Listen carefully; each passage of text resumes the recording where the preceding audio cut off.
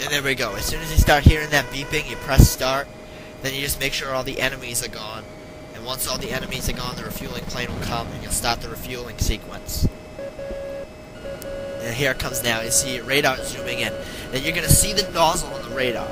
And all you want to do is you just want to keep speeding up with the A button once you see that nozzle appear.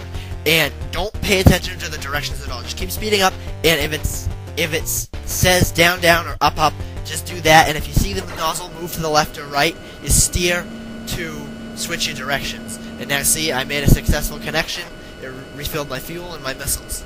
Now, when you get near that little X where the nozzle makes a connection, you want to start being a little bit easier on speeding up because you can possibly speed past it. But otherwise, it's all you want to do is you just want to keep speeding up. You steer to correct for where the nozzle goes, and if it tells you up or down, all you want to do is tap the D-pad once usually, and the nozzle will reappear back on your radar screen.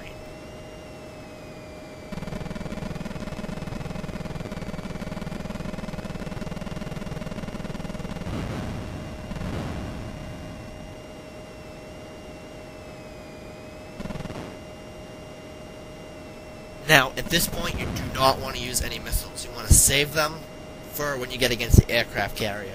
You don't usually need to use them all against the aircraft carrier, but if by some chance you die, it doesn't refill your missiles on the next life. So you don't want to waste them just in case.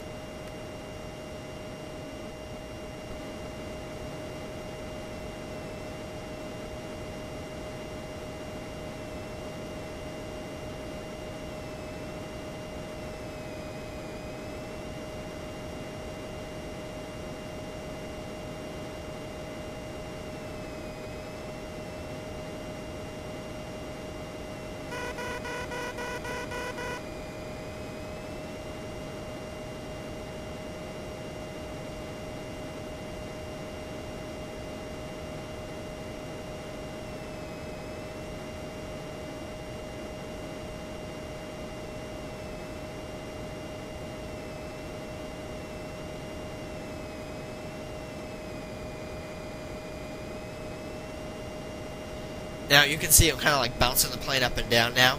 When you keep flying up into the sky like that, your hand starts to get really tired. It is the downside to this strategy, is your hand gets really tired steering up like that.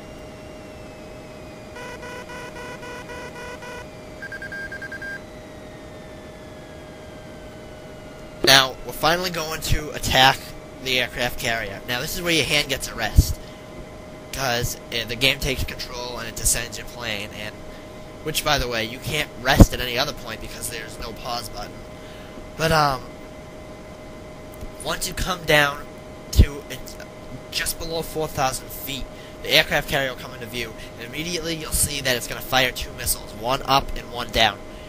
Go up. When you move up, it'll dodge the lower missile and then shoot down the upper missile.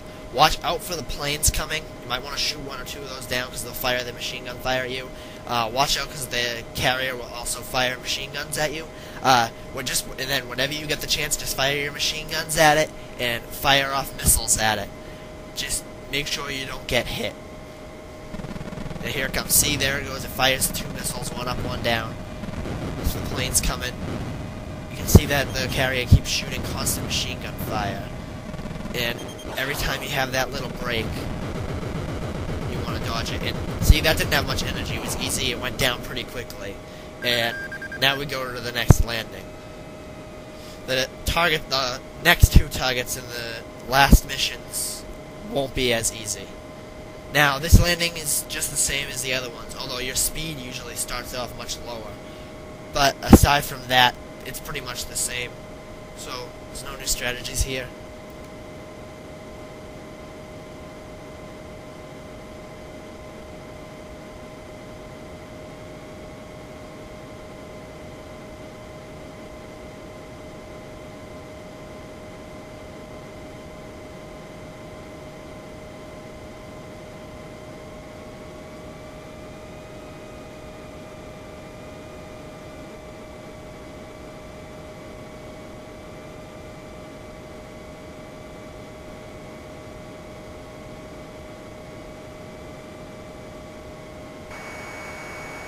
And we have another successful landing.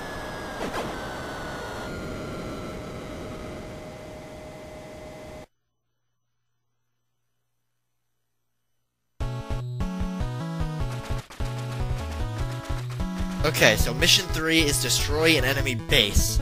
This one, you want to pick the strongest missile, the T-33 Tiger. This mission, you play it pretty much the same as the last mission. The only difference between this mission and the last one is you're over land instead of water. Otherwise, it's exactly the same. The ground targets are just as deadly as the sea targets. The only difference is there may be a few more planes coming at you, a few more missiles, but otherwise it's the same. There's a refueling session. The only main difference is when you go to the enemy base at the end, there'll be a lot more fire coming from that, and its energy bar is bigger, so it takes longer to kill. It takes more missiles and machine gun fire.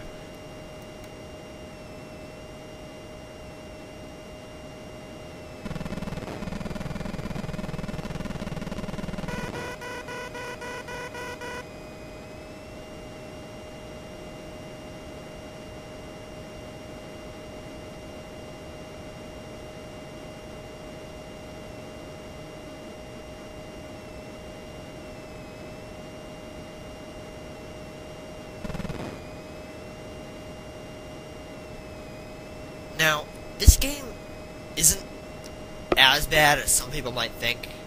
I mean, some people get the impression that it's like the worst game because of the Angry Nintendo Nerd video. Now, obviously he exaggerates a little bit. I mean, it isn't that great of a game, but compared to some other NES games, it's not bad. And also, if you've played any other flight simulation type of games on the NES, you'll realize, like, just how bad some other flight simulation games really are on this system. So this one is actually really good compared to some of those.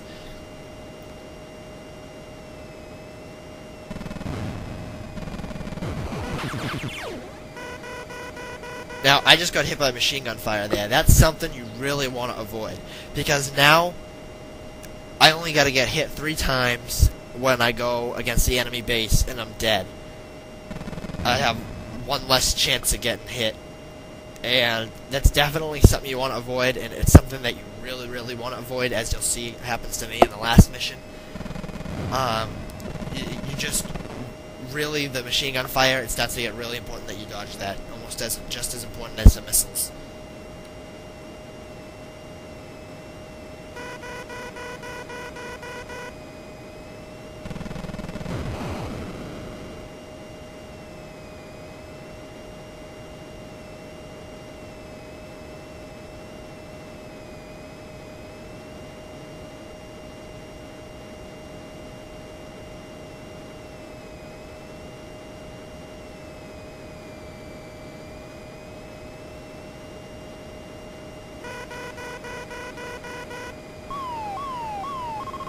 Okay, so we're coming up to the next refueling stage. It's no different than the last one.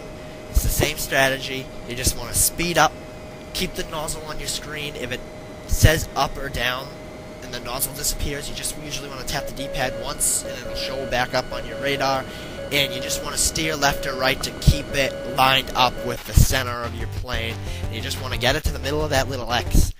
And you want to be a little bit easier with the throttle as you get close so that you don't accidentally speed past it.